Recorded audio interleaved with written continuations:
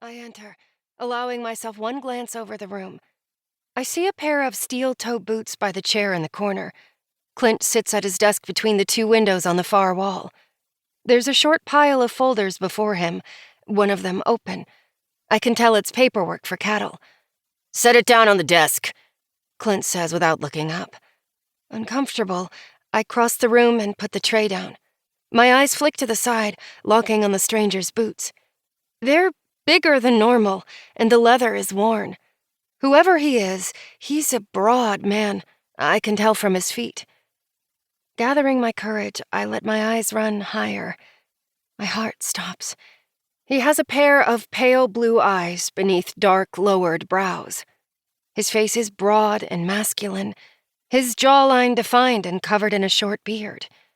His nose is heavy with the bump on the bridge, like maybe he broke it once. There's a firmness to his expression and face, but no emotion. He glances at me and glances away. Then he does a double take. Our eyes lock, and I can barely breathe.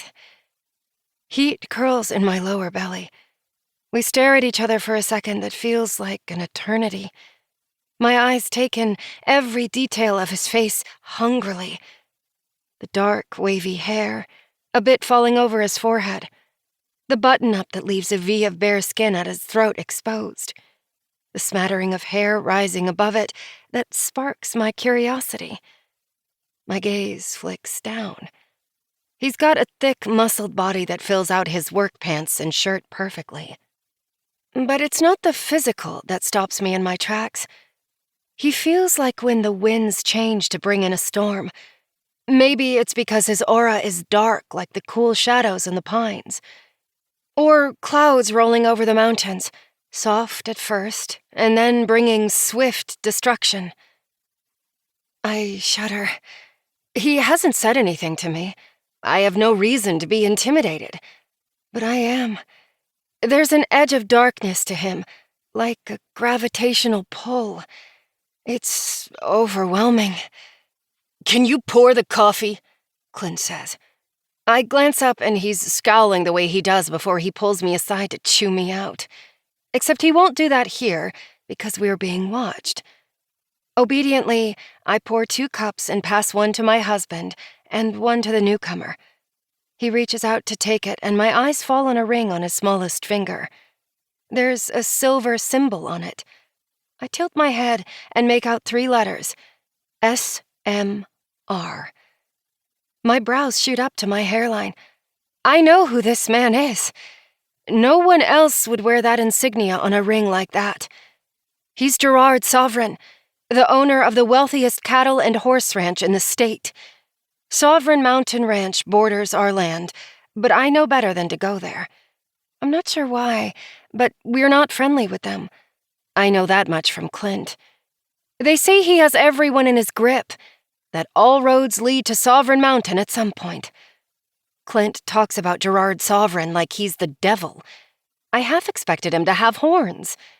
But he's handsome, heavily muscled like one of the draft horses we use to pull hay in the winter.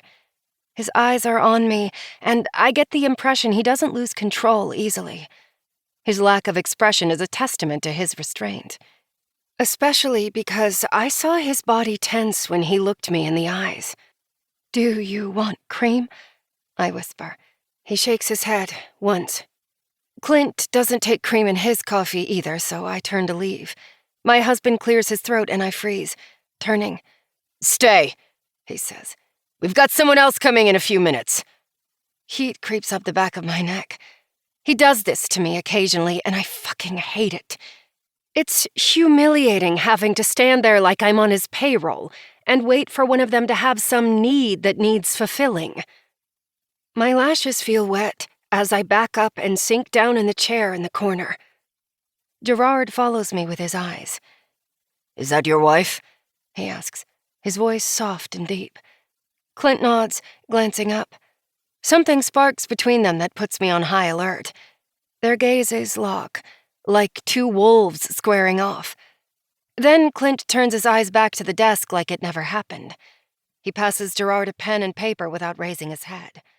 I study Gerard's impassive face, and I think I see a flicker of